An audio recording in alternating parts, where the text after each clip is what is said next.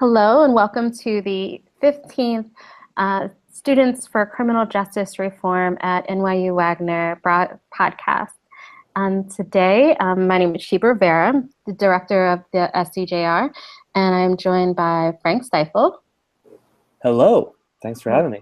Yeah, of course. He is the SCJR Operations Chair and a community organizer in Camden for over 3 years around economic development, criminal justice reform, civic engagement, looking to hold police accountable and work on reentry and reducing mass incarceration in this country. Really glad to have you. Yeah, glad to be here. And we're also joined by Rashawn Davis, our special guest. I'm glad to be. Hello, glad to be here. Thanks. And Rashawn is also a community organizer. I'm loving this group right now. For 4 or 5 years around criminal justice reform and civic engagement also in New Jersey, a little bit in DC. He graduated from Georgetown in 2014 and was recently honored by the 100 People Foundation as one of the 100 people in New York. And he's the youngest person who's ever run for New York City Council.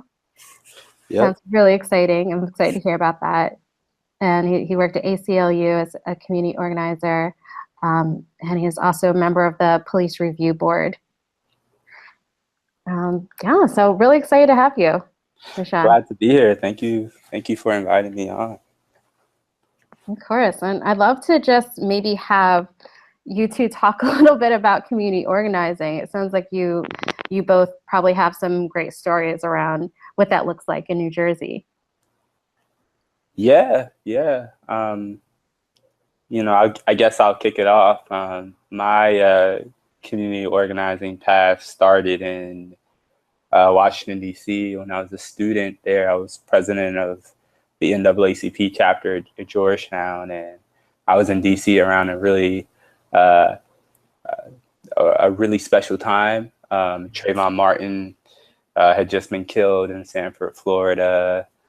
Troy Davis had just been executed in Texas. And so there was a huge climate in DC around criminal justice reform. And that's kind of really how I got started, organizing rallies and marches and voter registration drives all around DC, trying to get people engaged in the process.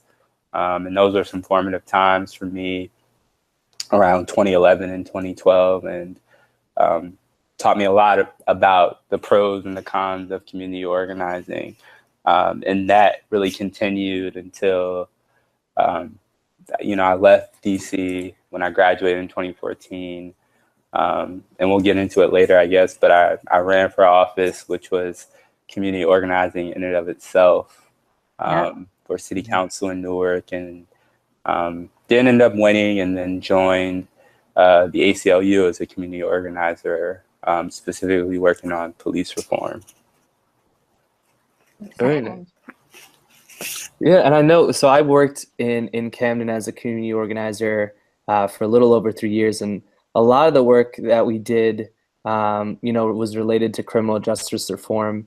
And I remember actually participating in some meetings with folks up in Newark, and specifically around some of the work that the community was doing related to police oversight. Yeah.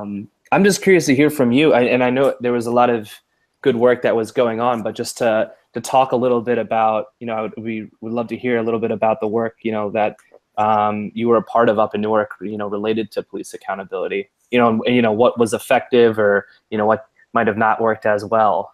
Right. Newark has, in a lot of ways, always been an activist community. When I first started at the ACLU, they had a poster in the office from 1968, just after the Newark riots, where there were Black residents of the city in front of the police headquarters holding up signs saying "civilian oversight now." And so this fight for civilian oversight, this fight for police reform that we've seen in the past few years, particularly in Newark, it really is a continuation of a much longer fight. People have been asking for civilian oversight for generations. And so when I joined the ACLU, I was already joining, you know, a 50-year-old movement. And so we had a lot of the stakeholders who were involved were seniors, you know, people who were teenagers during the riots, you know, people who marched in the 70s and the early 80s. And, you know, they had a lot to say about the issue. And so a lot of what I was doing was learning from them and saying, you know, how can we apply this to current times and how can we get new people engaged? And so there was sort of an extra push for this because 2014, the Department of Justice released really a scathing report about the Newark Police Department, particularly about its internal affairs department, and saying that, you know, essentially, you know, a couple hundred people over the past 2 or 3 years had filed internal affairs complaints, and only one was substantiated. So, you know, you have a situation where either people are lying or just are filing false reports, or, you know, you have a system that's broken. And, you know, a lot of us chose the latter, that it was a system that was broken. And so, you know, ACLU had gotten, you know, a huge grant to do this work. And we created an advisory committee with the NAACP, the People's Organization for Progress, Newark LGBTQ Community Center, and a bunch of other stakeholders, and said, like, let's all get to the table and see how we can push, you know, our city lawmakers to make this thing happen. And that's what we did. It was a fight, you know. As I'm sure you know, Frank, it's always a fight. Yeah. It lasted 2 years, and, you know, we finally got, you know, a civilian oversight passed, but it was really an arduous journey. I'll say that. Yeah, absolutely. And have you seen, I guess, you know, I know you've moved on since then, but have you seen a lot of progress, you know, since, you know, over the past few years related to police accountability and oversight in Newark? Yes and no. I think because the Department of Justice came in and there's a consent decree present, there's a lot of things that the department legally has to do. But in terms of civilian oversight, you know, the truth is, unfortunately, we had an executive order get passed. We wrote up an ordinance, and the mayor agreed to sign it into law by executive order. But if you know anything about executive orders, they're often one of the weaker legislative tools, and they can be, you know, defeated, you know, fairly easily. So the Police Officers Union, Fraternal Order of Police, FOP, they shortly after I had left and after the executive order was signed, they filed a petition with the federal judge saying that it was basically unconstitutional to have civilian oversight, that it was unfair for untrained civilians to be able to have disciplinary authority over sworn and trained police officers. And the judge bought it. And the judge placed an injunction on the Civilian Review Board. So currently the board isn't doing work, and an injunction is not necessarily a defeat, but it just stops the process. It stops us from really doing anything. So my understanding now is that, you know, everybody's back at the table trying to figure out how they can reach a compromise on it. So who knows how long that'll take. Yeah. Wow. That's unbelievable. Yeah. What are your thoughts about the Civilian Review Board? I'm sure, you know, like with community organizing, you said there's pros, there's cons. Do you think that there's changes that do need to be made when it comes to civilian oversight to, or what is being missed by the other side, by people who say that that it's unconstitutional, it's not right for civilians to be involved? Yeah, I mean, I think that's a good question. And I think the advocacy world can miss that.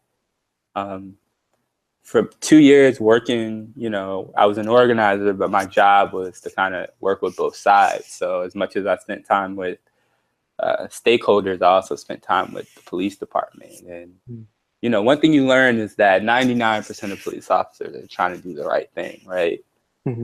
It's just that 1% that kind of messes it up for everyone. And so when the officers union said, we don't think this is right, I think there's something to that. I think civilian oversight is needed, but I think this question of, can a civilian appropriately really do an investigation on a police practice and say whether it was right or wrong? It's hard to say whether a police officer took the right action on something unless you've been a police officer and you know what it's like, to be in sort of some of these high-risk situations and to be in these moments where you have to make split-second decisions.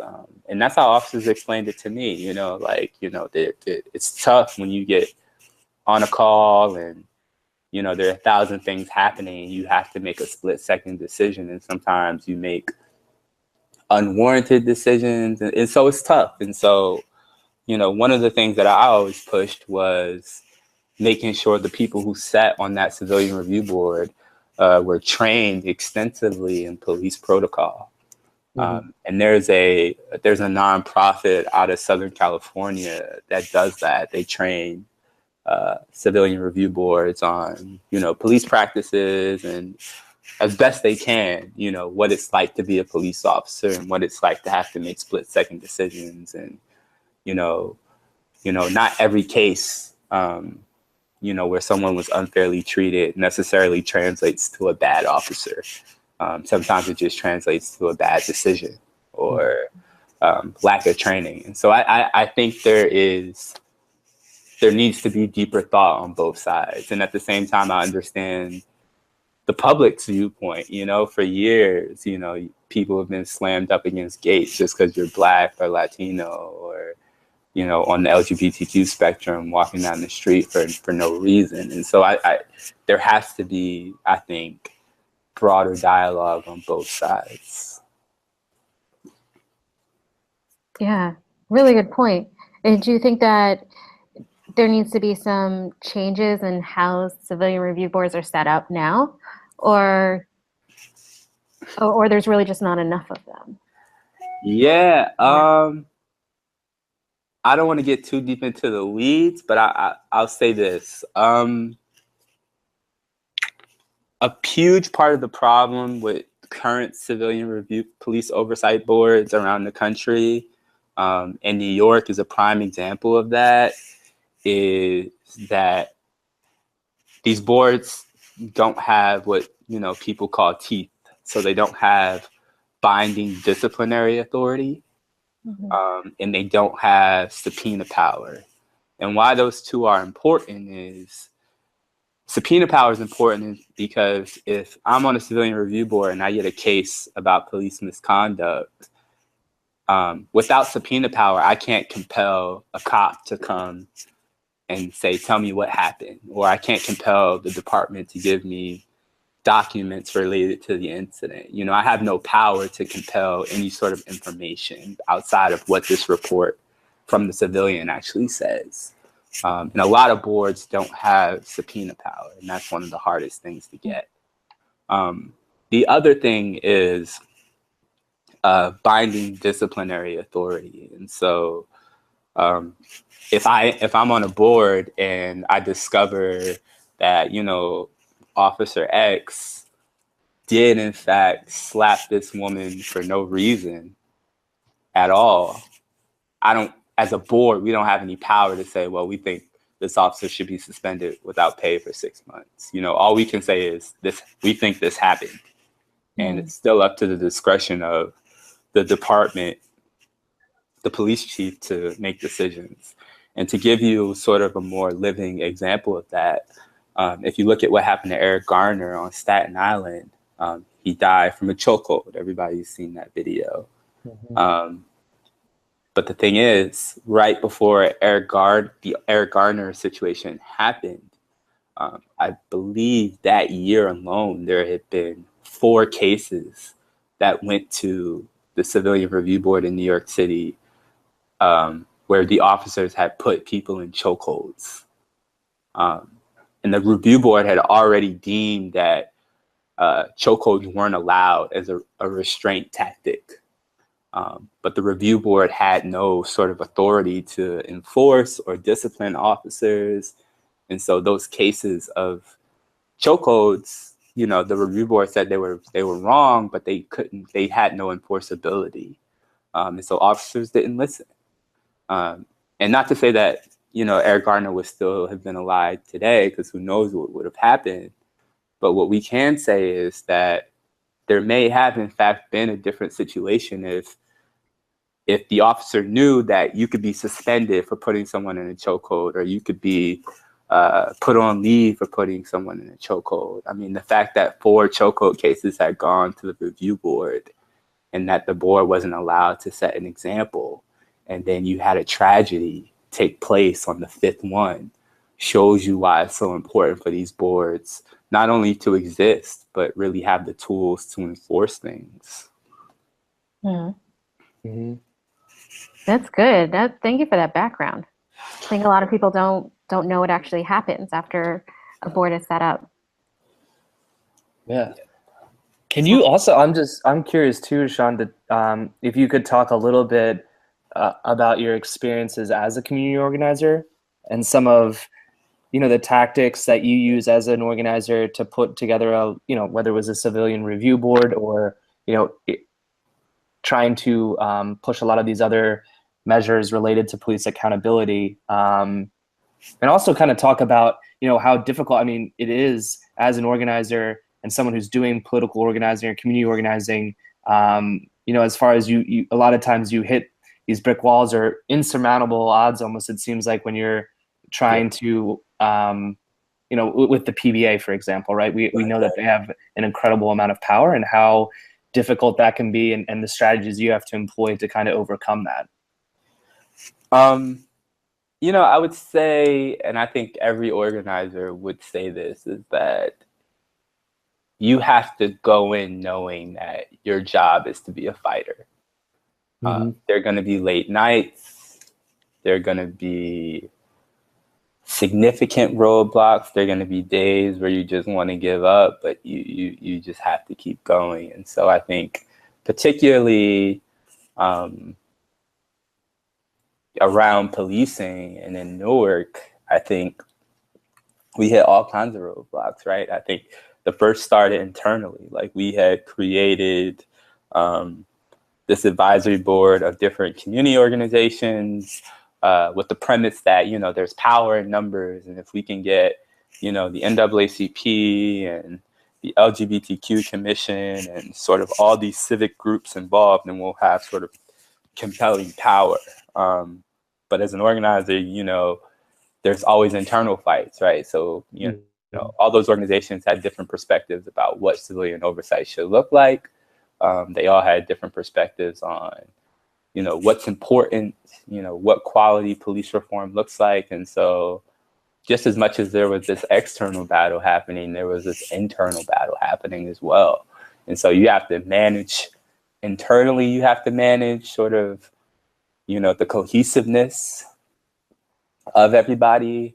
And externally, as much as you can, you have to, you have to be willing to make people uncomfortable. I remember we would have a stakeholder meeting, and then 2 hours later, we would be walking to City Hall to meet with the mayor.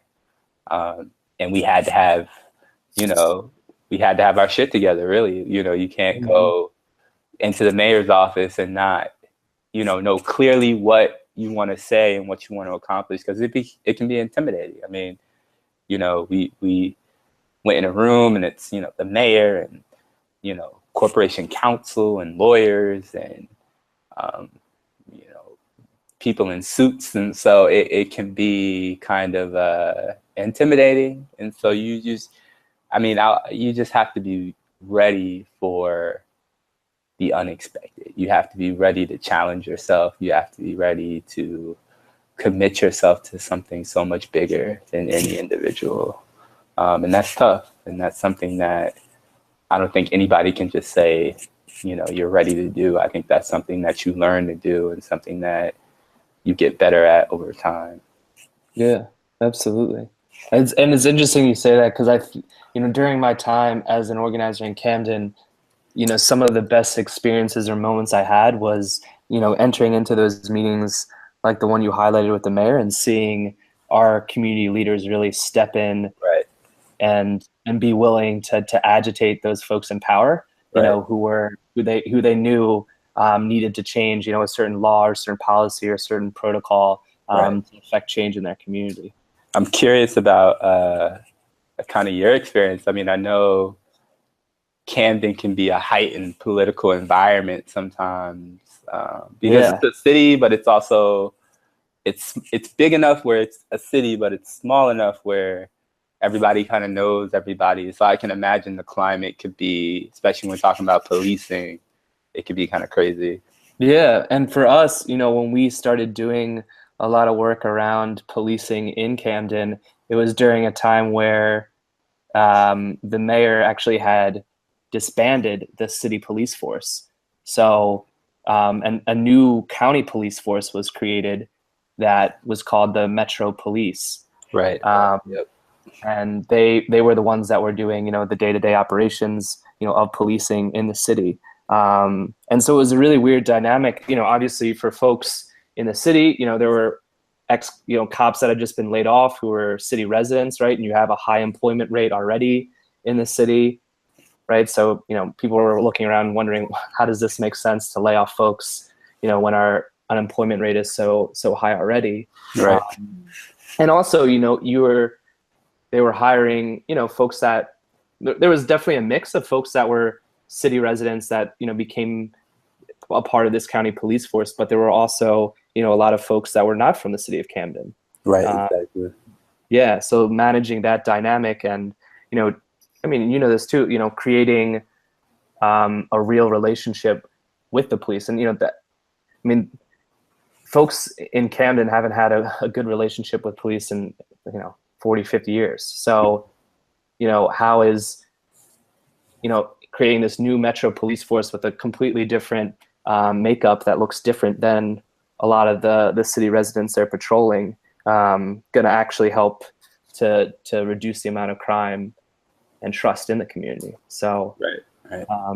Yeah, so we were managing that. And then, and then I think the biggest thing is, in doing organizing anywhere is managing, and you mentioned this, managing the politics within the city, and having an understanding of, who are the power brokers, who are the real, like the folks behind the curtain that are really pulling the strings. So we were, spending, staying up long nights up until like midnight doing like power mapping and, figuring out who's actually influencing the mayor, and, how does, we have a Democratic machine in Camden County run by George Norcross. Mm-hmm. So that was a huge issue too, is, how do you influence someone who's not even an elected official, right? But has an enormous amount of influence on the community and what's going on there. So, yeah. Yeah, power mapping. Yeah. I've done quite a few of those in organizing here at NYU. They're the best. They're the best. Yeah, it's always a new experience, and it's still useful. As when I actually use something like that in some management consulting, we're looking, except we called it partner mapping. And then it's very similar. You're looking at partnership opportunities and the different possibilities that are there. So that's something that can actually cross through a few sectors. Yeah, absolutely. Absolutely. And it's, there's so many things you have to manage as an organizer. And Rashawn highlighted this, internally and externally. I mean, I remember being a part of coalitions and, sitting around the table, and every organization, every nonprofit or advocacy organization has their own, right? They're bringing their own self-interest to the table. Right? They have a specific mission that they want to achieve. So it's, how do you balance that out actually fulfill, make sure that they feel like their self-interest is being met, but also, right, meeting this higher goal and achieving this higher goal for the community that everybody wants to see happen. Exactly. And especially in Camden, a lot of cities, you have so many nonprofits that are fighting for funding, that are fighting for attention, that, it's difficult to manage internally. Mm-hmm. And I just want to ask that since you made the relation between community organizing and running for office, so I was wondering if you could talk a little bit about that and what that was like to run for office, what you'd suggest other people do or don't do, what you wish you had known. I often refer to that time as really like the best and the worst time of my life, honestly. So I was, it was really the end of my junior year at Georgetown.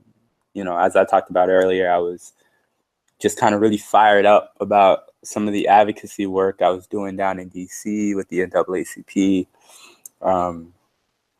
And so I got together with a few friends and said, look, Newark is having really a lot of these sort of stagnant problems that a lot of other cities have figured out how to solve. And I think the reason that we struggle to overcome them is because young people aren't really represented in the hierarchy of civic government. I think, when you look at the issues that mostly affect Newark, whether it's crime, young people often get the worst iterations of that. So the main victims and perpetrators of violent crime in the city are Black men, 18 to 25. The highest group of unemployed Newarkers are young Black men.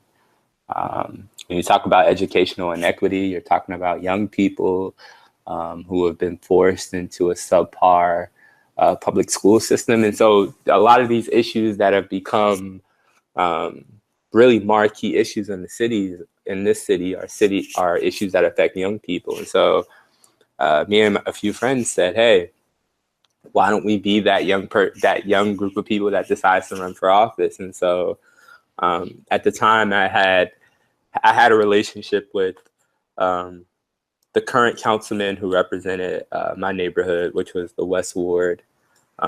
He was moving to DC to take a job, so he wasn't running for re-election. And so if you know anything about city politics, an open council seat is an opportunity when an incumbent is no longer running. And so we took it. We took that opportunity, and we put together a couple $100. I think we had like maybe $250, $300, and opened up a campaign account and kind of said, worst case scenario, we're here for best case scenario. We're here for 1 or 2 debates, and we can kind of at least have our issues heard, and then that'll be it. We'll be here for 2 or 3 months. And so we used that $250 to buy boat bus tickets.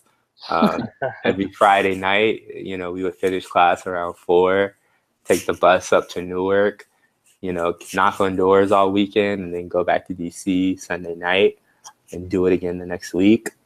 Wow. And we did that for 2 or 3 months, and out of nowhere, people just was like, you have a site, this is really exciting. We want to learn more. We got a call from MTV, and they wanted to know, what was going on. These 21, 22-year-olds trying to make an upset in a northeastern city.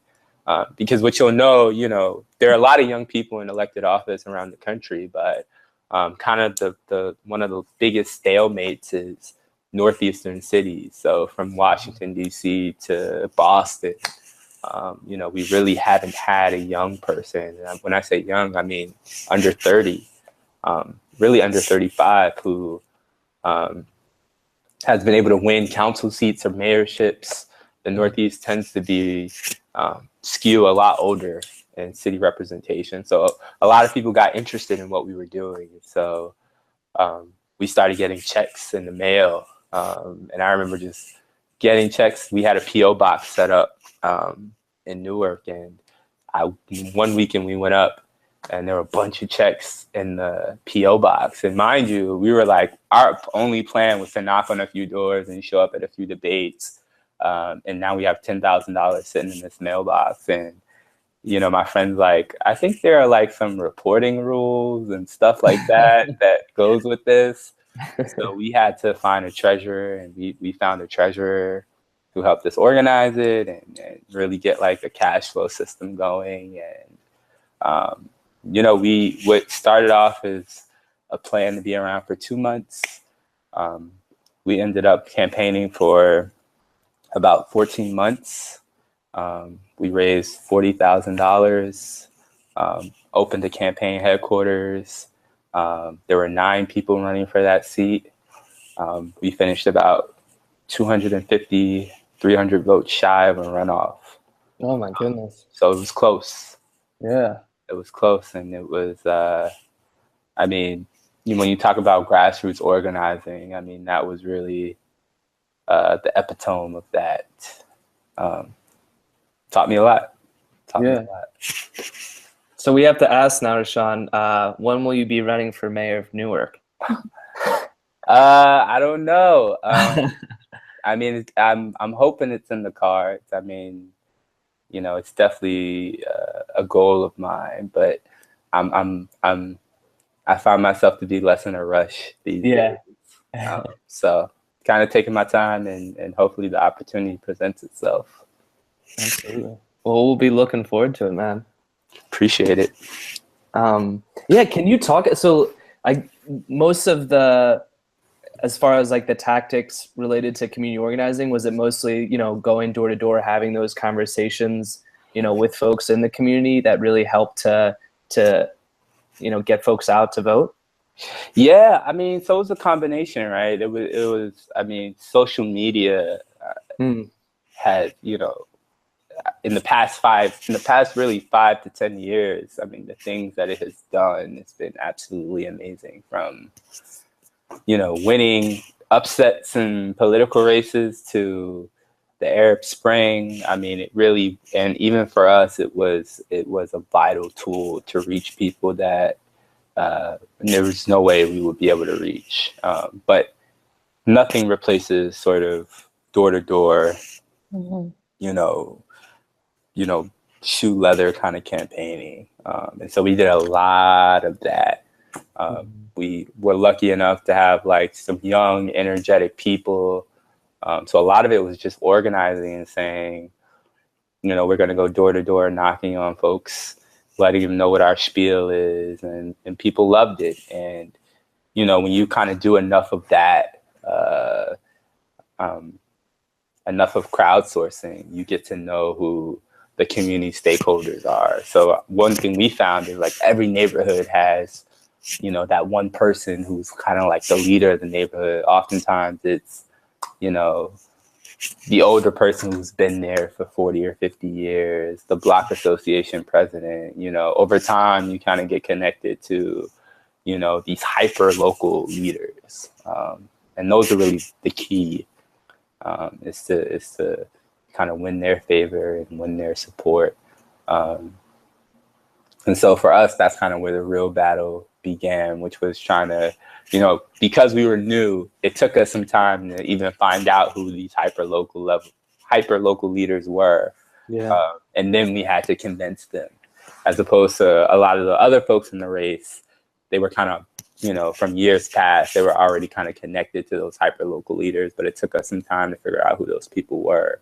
But when we did, you know, we pushed hard, and some of them we convinced, others we didn't. You know, others said that they were on our side and they really weren't. And so that, I mean, that's politics and that's organizing. But yeah. Yeah. Very cool. Yeah. And I'd love to know some of your positions. I wish I had known you when you were running. You really like grill you. But what now do you think maybe there isn't a lot of political support for needs to be changed when you're looking at our criminal justice system? Yeah. I think So, I mean, there's no doubt about it that criminal justice, in all its capacity, is the civil rights issue of our time. It's the single thing that, in a lot of ways, oppresses and suppresses people, people of color, low-income people, poor people, homeless people. Criminal justice system has really become a catch-all for kind of everything that's wrong with our country right now.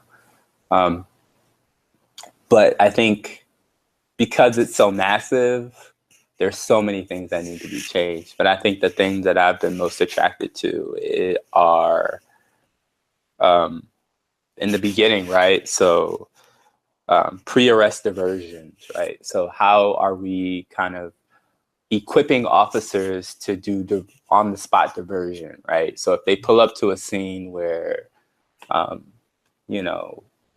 there's, some kids have just, caused some mischief, whether it's stealing something from a convenience store or some sort of small-scale nonviolent incident that happened.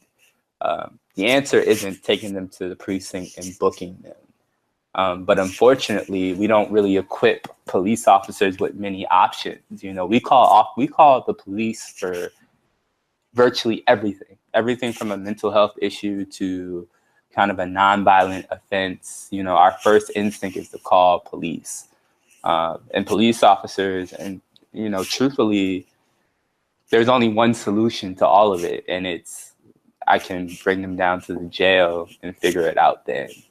And so I'm a fan for these things called diversion tactics. So how do we make sure police officers have somewhere else to bring nonviolent offenders, their precincts and jails, right? Whether it's churches, pre-designated churches that kind of have some sort of program where kids can enroll in, whether it's a social service agency or some nonprofit. We have to give officers a spectrum of places to bring people when wrongdoing has occurred, because not every wrongdoing equates to someone being booked and arrested in a jailhouse. And so on the other end of that is reentry, right? So what are we doing for people when they come home? I mean, the recidivism rate in this country is absolutely crazy. Most people who come out of prisons or jails will go back. And the fact that exists is alarming. And so one of the big things that's emerging now is record clearance, right? So for people coming out with violent offenses, it's hard to get work.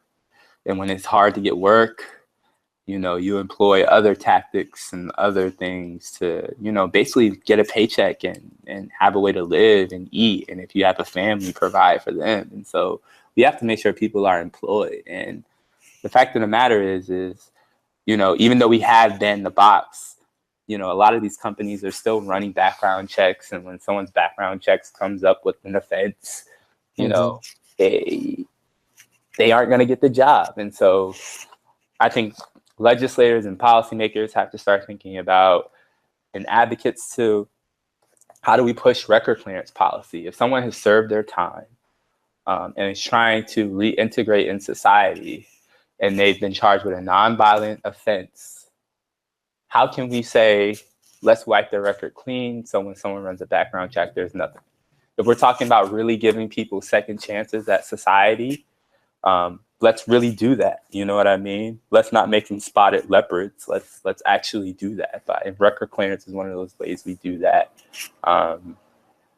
So I mean, the two things I'm most attracted to is sort of at both ends of the spectrum. So when people are coming back, and when people are sort of entering the jail system, how do we divert them? So Rashawn, I think you bring Rashawn, you bring up some of the more unsexy parts of criminal justice reform that just aren't hot right now, but are so important. Like, what happens when someone gets out. And I think you're right that ban the box is a step in the right direction, but a lot of people forget everything that you need to be able to help someone to be employed. That it's not just taking away the box, but maybe they need a home, maybe they need education. Ban the box doesn't extend right now to colleges and universities, so they can still ask the question. Right. And even without research to say that it makes campuses less safe to be discriminatory. And ban the box ban the box really only bars discrimination at the very first point of an interview. I mean, once you get into second and third round, employers are fully allowed to run background checks and ask about your criminal history. Yeah, it's interesting you bring it. In our high, I just want to say, I know that the violent, non-violent sort of binary has been very popular to press this, and I was just wondering if you think that that's also kind of been harmful for the movement to create what may be a false binary. And is that going to be harder then to support people who have been convicted of violent crimes? I know a lot of the message that we want to send now is that it's not like once you commit a crime, you're a criminal, but that there may have been things that were in your way. There may have been state violence, institutional violence, poverty that affected your life and caused you to be convicted of a violent crime, but now you're trying to get your life back together. So do you think that kind of creates this new hurdle for us now that we're like, oh, well, we'll just pay attention to nonviolent crime, but then there's a lot of especially marginalized people that have been convicted of violent crimes, and they're shut out of the reform? I mean, absolutely. And I mean, you're sort of hearkening to some of my core beliefs that I don't think, I think people of color kind of get it, and people who have grown up around sort of marginalized society kind of get it, that even if someone is convicted of a violent crime, odds are, oftentimes there are 1,000 other things that went wrong in that person's life. Like you talked about, state violence, institutional violence. Poverty is violent in a lot of ways that people don't think about. And so there is something that has to be done there. I don't necessarily know what that is, but I think the binary, is important because, a large chunk of people who are in jails and prisons are there for nonviolent offenses. And mostly people of color, right? Like mostly people of color who are sitting in our prisons and jails are sitting there because they were picked up with an eighth or an ounce of marijuana or coke or some other drug, and they're serving 3, 4, 5, 6-year sentences for a crime that in a lot of ways didn't cause violence to anyone. And so I think we have to deal with that, and we have to deal with that in a very real way, that an entire generation of Black men have disappeared from society because of nonviolent drug offenses. Mm-hmm. Yeah. It's interesting too, we were talking, you both were talking about the issues with Ban the Box. And I remember as a part of a coalition when I was an organizer down in Camden that pushed for the implementation, the passing of a bill to ban the box in New Jersey. And what was so frustrating is the original bill said that the background check wouldn't occur until there was an offer of employment on the table. Right. And I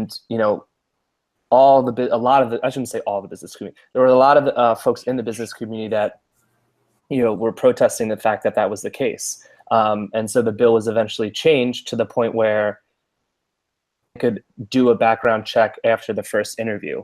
Right. And what's even crazier about that is when you realize that there isn't that much.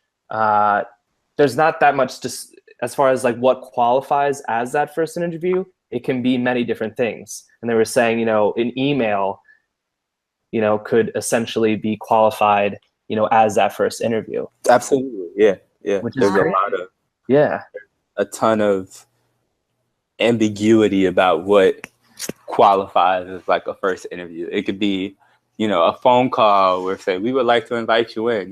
That could be. So there's really no. The point is like you said, there's no legal statutory definition of what a first interview is, and so when you have that ambiguity, it almost makes the ban the box law in New Jersey useless. If there isn't like a uniform definition of what qualifies as a first interview. Right. Exactly. Yeah. Yeah, it's very interesting. I don't think I knew that there was also that nuance to it, and that way to get around making it again have any teeth at all. Mm-hmm. Yeah. Yeah.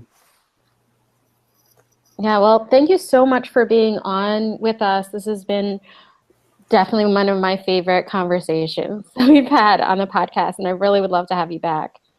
Yeah, thank you for having me. I mean, this was super fun. I mean, I don't get to engage in the weeds like that often. So that was fun. Thank you for having me. We love it.